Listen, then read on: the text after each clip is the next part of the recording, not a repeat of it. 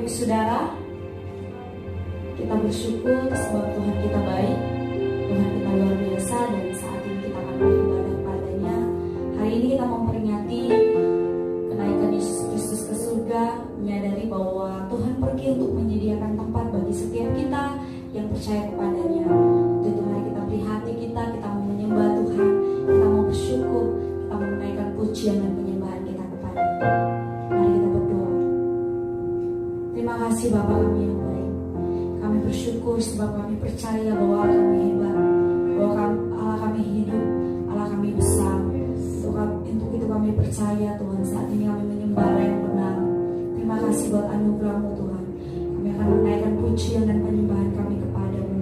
Biar Kau disenangkan oleh pujian dan penyembahan kami saat ini. Kami mulai dan kami habiskan ibadah kami di dalam nama Tuhan Yesus Kristus, Allah kami yang hidup. Amin. Terima kasih Tuhan. Kami mau datang kepadamu, menyembah kepadamu, membawa hati kami kepadamu Tuhan. Haleluya. Terima kasih.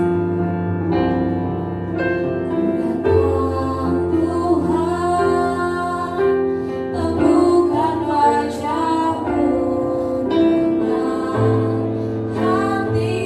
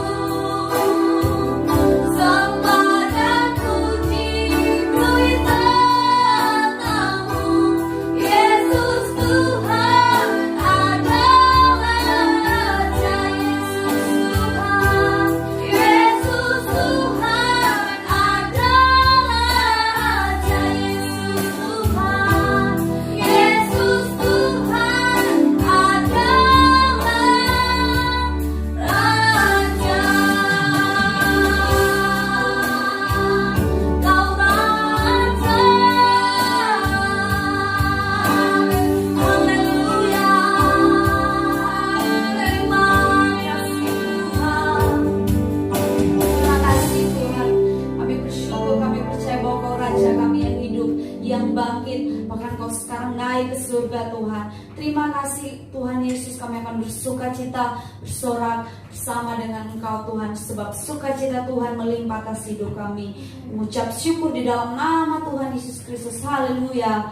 Amin. Haleluya. Pakai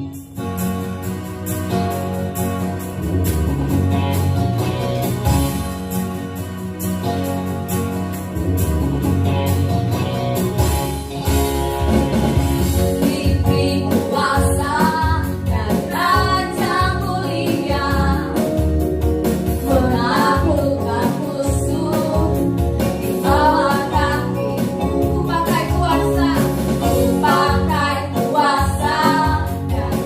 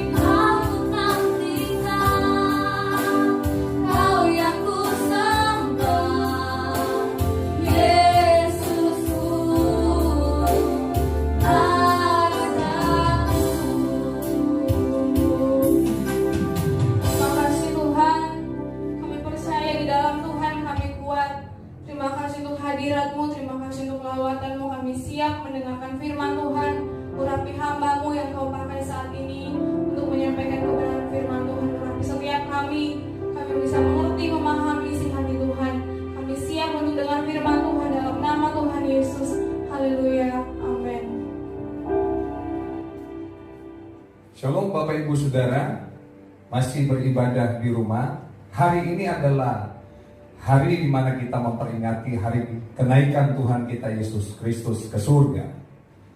Nah, ini merupakan sebuah peristiwa penting karena satu paket dari karya penyelamatan itu ketika Yesus datang ke dalam dunia melalui kelahirannya dan dia mati di kayu salib, kemudian dia bangkit pada hari yang ketiga, dan sesudah itu kemudian dia naik ke surga, dan hari ini kita merayakannya.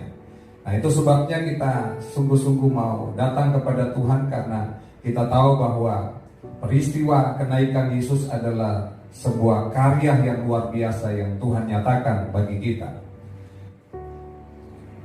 Sebelum naik ke surga selama 40 hari, Yesus menampakkan diri kepada murid-muridnya. Apa tujuan Yesus menampakkan diri kepada murid-muridnya? Yang pertama, dia menggenapi firman-Nya. Lukas 24 ayat 46, katanya kepada mereka, ada tertulis demikian, Mesias harus menderita dan bangkit dari antara orang mati pada hari yang ketiga. Dan apa yang dia nyatakan itu, firman yang disampaikan itu sungguh-sungguh digenapi. Dia bangkit pada hari yang ketiga, dan kemudian dia menyatakan dirinya kepada murid-muridnya. Yang kedua, apa tujuan Yesus menampakkan atau menyatakan dirinya kepada murid-muridnya? Dia akan menyatakan keberadaannya. Menyatakan keberadaannya ini bukan hanya sekedar menunjukkan pribadinya, tapi sekaligus dia datang memberi penghiburan kepada murid-muridnya. Dia datang menguatkan mereka. Dia juga datang menasehati mereka, mengingatkan mereka, dan lain sebagainya. Ada sebuah otoritas yang dia bawa ketika dia menyatakan dirinya kepada murid-muridnya. Sehingga saat Yesus naik ke surga, murid-murid tidak lagi merasa takut, murid-murid tidak lagi merasa sedih, murid-murid tidak lagi merasa galau atau berduka cita. Tapi Alkitab justru menyatakan bahwa mereka bersuka cita. Bahkan dikatakan memiliki sukacita yang besar. Mari kita melihat bersama-sama di dalam Lukas pasal 24 ayat yang ke-50 hingga ayat yang ke-53. Lalu Yesus membawa mereka keluar kota sampai dekat Betania. Di situ ia mengangkat tangannya dan memberkati mereka. Dan ketika ia sedang memberkati mereka, ia berpisah dari mereka dan terangkat ke surga. Mereka sujud menyembah kepadanya, lalu mereka pulang ke Yerusalem dengan sangat bersukacita. Mereka senantiasa berada di bait Allah dan memuliakan Allah. Sekali lagi bahwa mereka pulang ke Yerusalem dengan sangat bersukacita. Dalam terjemahan bahasa Indonesia masa kini dikatakan mereka pulang dengan hati yang gembira sekali. Ini bukan sukacita yang dibuat-buat. Ini sukacita yang sungguh-sungguh meluap dari hati mereka. Sukacita yang tidak bisa digambarkan dengan apapun. Sukacita yang tidak bisa disebabkan oleh apapun. Karena ini adalah sukacita yang sungguh-sungguh sejati. Sukacita yang berasal dari Tuhan. Apa yang membuat murid-murid ini sangat senang, sangat bersukacita? Mereka bersukacita besar. Yang pertama, karena mereka tahu kemana Yesus pergi. Dalam Markus pasal 16 ayat yang ke-19 dikatakan, sesudah Tuhan Yesus berbicara demikian kepada mereka, terangkatlah ia ke sorga, lalu duduk di sebelah kanan Allah. Yesus terangkat ke sorga. Ini membuktikan bahwa surga itu nyata. Yang setuju katakan amin. Surga itu ada. Surga itu bukan hanya sekedar suasana. Surga itu bukan hanya sekedar ilusi atau gambaran sebuah keadaan. Tapi surga itu adalah sebuah tempat. Dan itu sungguh-sungguh ada dan nyata. karena Yesus terangkat ke surga, Alkitab katakan, lalu dia duduk di sebelah kanan Allah. Nah, ini berita sukacita bagi kita semua, sehingga murid-murid ini juga tidak merasa berduka. Mereka bersukacita, bahkan sukacita yang besar, karena mereka tahu Yesus pergi kemana, dan mereka juga mengenal siapa pribadi Yesus itu. Mereka semakin yakin bahwa Yesus yang disembah itu adalah Tuhan. Hari ini juga menjadi keyakinan kita bahwa kita menyembah Yesus yang adalah Tuhan. Kenapa? Karena Alkitab berkata dia naik ke surga dan dia duduk di sebelah kanan Allah. Itu artinya menunjukkan kesetaraannya dengan Allah. Dia sejajar dengan Allah, dia sejajar dengan Bapa. Bahkan dia sendiri itu adalah Allah. Jadi kita bersyukur kita menyembah Yesus sebagai Tuhan, sebagai Allah. Yang kedua, mengapa murid-murid itu bersukacita? Karena mereka tahu apa yang Yesus lakukan di surga. Dalam Yohanes pasal 14 ayat 1 dan 2 dikatakan, janganlah gelisah hatimu, percayalah kepada Allah. Percayalah juga kepadaku, di rumah Bapakku banyak tempat tinggal. Jika tidak demikian, tentu aku mengatakannya kepadamu. Sebab aku pergi ke situ untuk menyediakan tempat bagimu. Hal yang luar biasa yang kita yakini bahwa ketika Yesus naik ke surga, ini merupakan kabar sukacita yang kita rasakan. Karena murid-murid itu mereka bersukacita ketika tahu kemana Yesus pergi, dan juga mereka tahu apa yang Yesus lakukan ketika dia berada di surga. Yang pertama dikatakan bahwa dia menyediakan tempat. Jadi surga itu memang ada. Surga itu memang merupakan sebuah tempat. Tapi di surga pun ada tempat yang khusus yang disediakan oleh Yesus bagi kita semua. Yang mengerti katakan amin. Karena di bumi ini bukan tempat kita yang sesungguhnya, tapi tempat kita yang sesungguhnya itu adalah surga. Dan itu sudah disediakan oleh Tuhan kita, Yesus Kristus namanya. Nah, bukan hanya itu saja. Apa yang dilakukan Yesus di surga, Alkitab berkata di dalam Ibrani pasal 7 ayat 25, karena itu ia sanggup juga menyelamatkan dengan sempurna semua orang yang oleh dia datang kepada Allah, sebab ia hidup senantiasa untuk menjadi pengantara mereka. Dia menjadi pengantara, dia menjadi juru syafaat dalam terjemahan lama.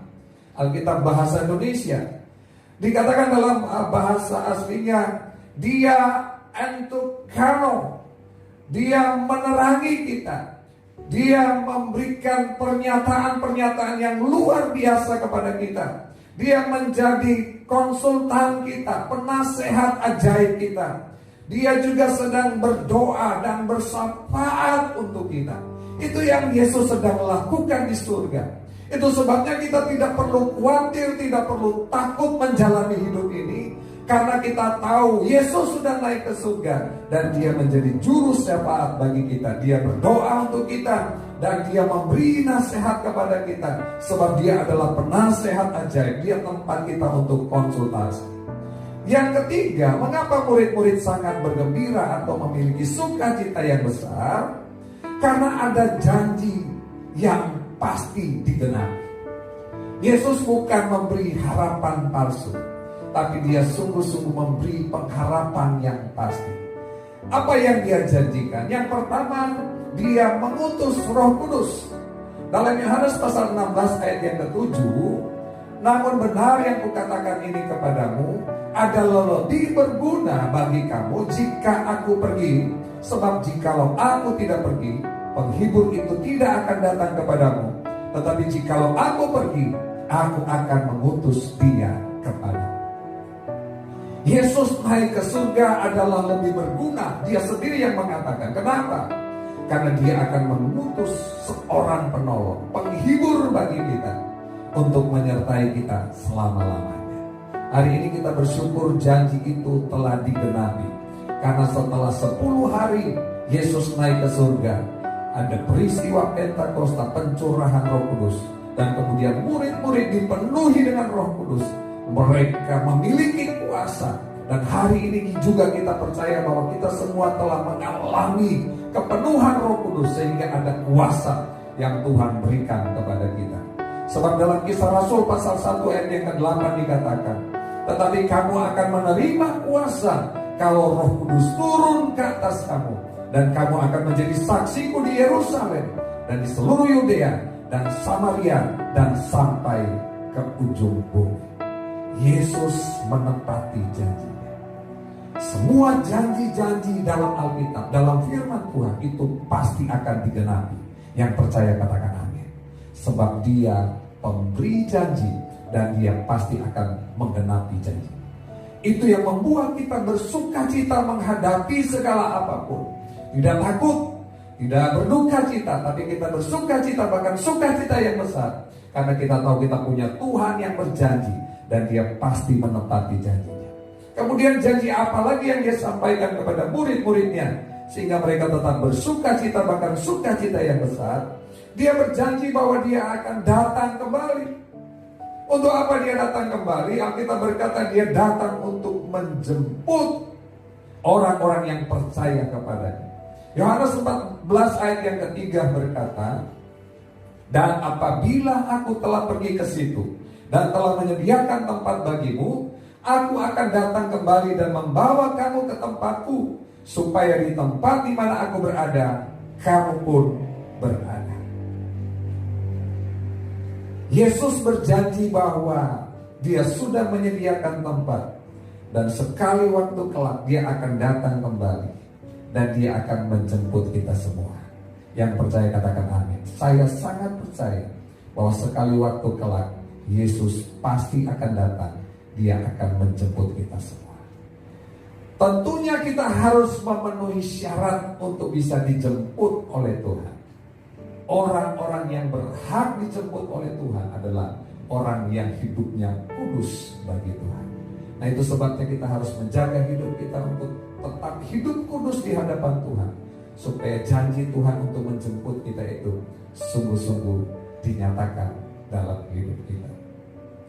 Di kesempatan kita merayakan hari kenaikan Tuhan kita Yesus Kristus ke surga, jadikan alasan-alasan tadi di atas, bahwa kita mengenal siapa yang kita sembah, siapa yang kita percayai, yaitu Yesus Kristus yang adalah Tuhan.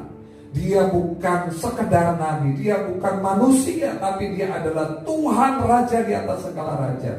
Kita tahu di mana Dia berada, kita tahu apa yang sementara Dia lakukan untuk kita, dan kita percaya pada janjinya bahwa sekali waktu kelak Dia akan menjemput kita untuk tinggal bersama-sama dengan Dia, sehingga kemudian dalam menjalani hidup ini kita sungguh-sungguh menghadapinya dengan sebuah keyakinan yang pasti bahwa Tuhan pasti menolong kita, Tuhan pasti menyertai kita, sehingga tidak ada duka cita, tidak ada kesedihan, tidak ada ketakutan, tidak ada kekhawatiran, tapi kita menghadapi segala sesuatu dengan sukacita besar. Sebab sukacita yang dikerjakan oleh Tuhan itu menjadi kekuatan kita. Sukacita yang dikerjakan oleh Tuhan itu menjadi penolong dalam hidup kita, sehingga kita mampu menghadapi segala sesuatu karena Tuhan selalu beserta dengan kita. Selamat hari kenaikan Tuhan Yesus ke surga. Tuhan Yesus memberkati kita semua. Amin. Bapa, kami mengucap syukur untuk pimpinan Tuhan dalam ibadah kami hari kenaikan Yesus Kristus ke surga. Kami percaya karya Tuhan luar biasa bagi kami, dan kami bersyukur atasnya sebab Tuhan sudah menyelamatkan kami. Bagian kami adalah mengerjakan pelayanan di dalam takut akan Tuhan, mengerjakan keselamatan dengan sungguh-sungguh hidup dalam kekudusan dan kebenaran di dalam Engkau, supaya ketika Engkau datang pada kali yang kedua, Engkau menjemput kami ya Tuhan. Kami terangkat bersama-sama di awan-awan yang permai, bersekutu dengan Engkau, bahkan kami tinggal di surga selama-lamanya di tempat yang Tuhan sudah sediakan bagi kami. Berkati seluruh umat-Mu yang mendengarkan firman-Mu pada siang hari ini, biar kami dijamah oleh firman Tuhan. Kami mengalami kuasa kenaikan Yesus kami yang sudah naik ke surga, yang adalah Tuhan dan Juru Selamat kami. Terus kami bawa di dalam doa untuk bangsa dan negara kami. Pulihkan bangsa kami, berkati bangsa kami ya Tuhan. Kami berdoa biar tudung perlindungan Tuhan ada atas hamba-hambamu, atas ada gerejamu, atas seluruh umat-umatmu, atas kami semua. Kami mengucap syukur Bapa dalam nama Tuhan Yesus Kristus. Tuhan memberkati engkau dan melindungi engkau. Tuhan menyinari engkau dengan wajahnya dan memberi engkau kasih karunia. Tuhan menghadapkan wajahnya kepadamu dan memberi engkau damai sejahtera. Terimalah berkat anugerah dari Allah Bapa, cinta kasih dari Tuhan kita Yesus Kristus, kekuatan penghiburan, pengurapan dari Allah Roh Kudus, menyertai kita mulai siang hari ini sampai selama-lamanya. Terimalah segala berkat ini di dalam nama Tuhan Yesus Kristus. Semua yang percaya diberkati Tuhan, katakan bersama, amin. Tepuk tangan bagi Tuhan Yesus Kristus. Selamat hari kenaikan Tuhan Yesus ke surga. Haleluya. Antusias. Yes, yes, yes. Haleluya.